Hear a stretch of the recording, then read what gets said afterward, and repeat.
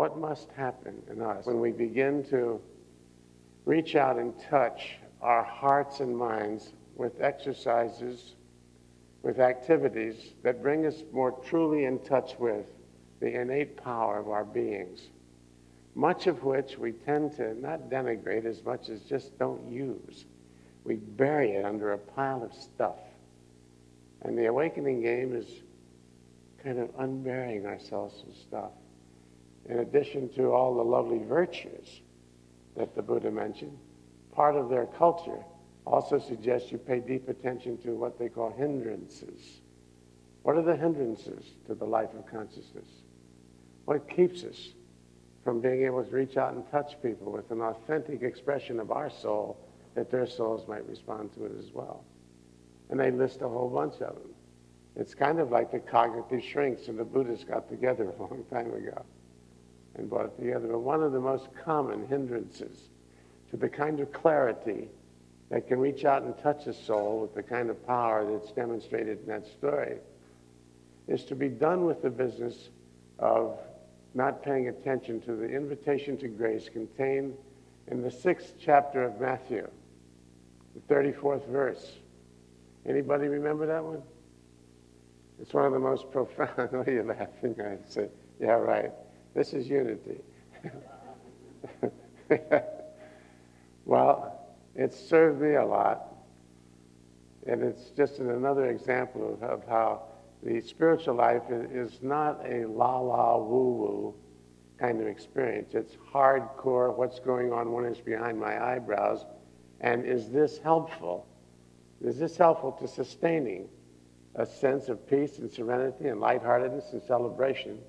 Or is what's going on here guaranteed to set me up for a little bit of suffering, emotionally speaking? The major ones is a tendency we have to do the same kind of thing I did. Oh, it's been a number of Thanksgivings ago. We were setting up for the Thanksgiving communion service. How many have been to one of our communion services? Some of you have.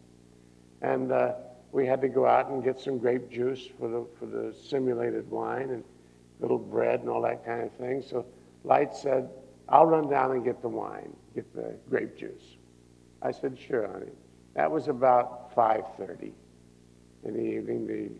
The exercise was to begin at 7:30. And I didn't think anything. I went about cutting up little chunks of bread and getting everything set up. And I looked at my watch, and it was about 6:30. And no Light. She hadn't returned. That's unusual, because the grocery store was only 5 or 6 blocks down the road, at Bilo, right there on 25. So I said, well, and I went back, and then it got to be about 10 minutes to 7. Oh, now, anybody have that same kind of experience? You have a tendency at about that time to start using your thinking mind to create an infinite variety of catastrophic possibilities. In the course of the next 10 minutes, I had her kidnapped, held hostage by terrorists, flat tire, that was the least lethal of my fantasies, terrible wreck. And then it was about that time that an ambulance went down Hendersonville Road, heading toward Bilo.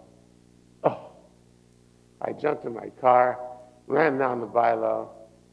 Sure, I was going to encounter her car in some state of smashed upness. No, she wasn't there. I drove back to the church, and of course Light was there, pouring wine in little wine glasses. She said, where have you been?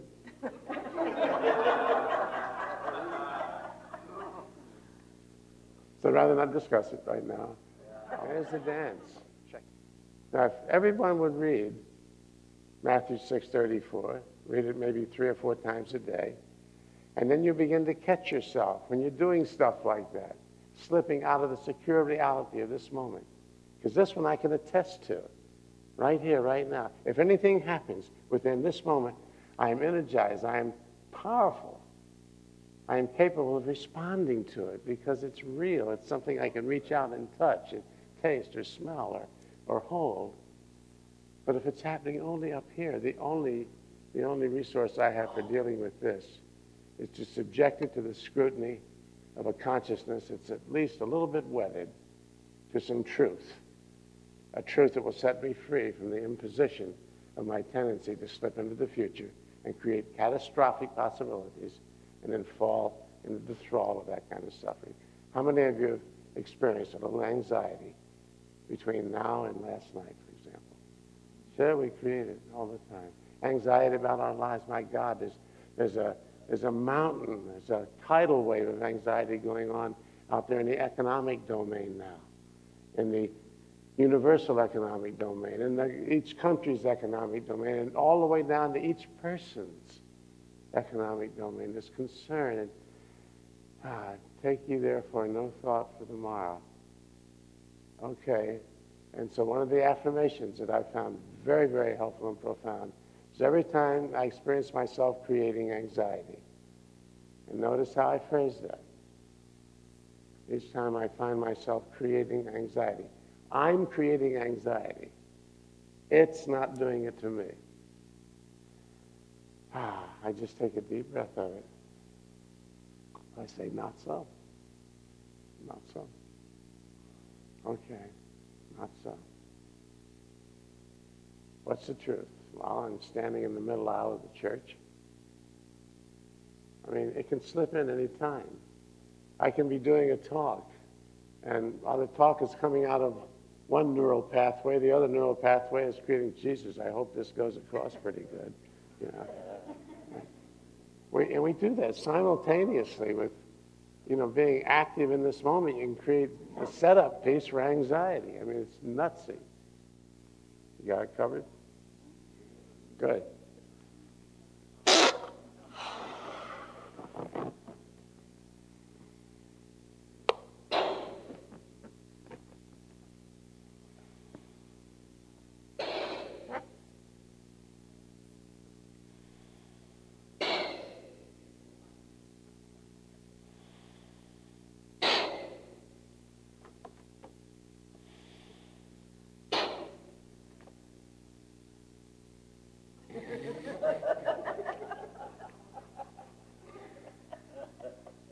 What is going on here?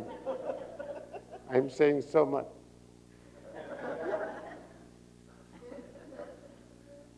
You know what that's called? That's called practicing disaster. We have an affirmation for that. I shall solve no problem before it's time. We stole that from a wine commercial. But it fits. It's apropos. I shall solve no problem before it's time. Okay? Now, to use it, Now, how many of us have gone through major portions of our life just like that? Always waiting for the shoe to drop, the balloon to break, the terrible speculation to actually occur. How many? What's required? So far, so good. Okay, I don't know how long it's going to take for this thing.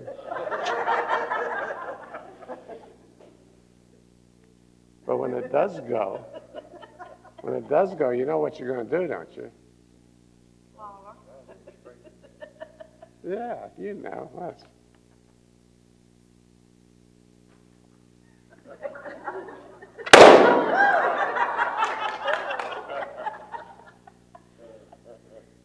You see how easy that was? You're in the now, you're watching it, it goes off, you go, oh! Relaxation rebound occurs within 3 seconds. Oh, that's a crazy preacher doing something. Okay, and you're in and out of it in 20, 30 seconds. As opposed to walking around for hours or days or weeks or months or years waiting for the balloon to break. The truth of your reality up to that moment is, there's a man with a beard messing around with a balloon. Beyond that, we know nothing. Peace be with you.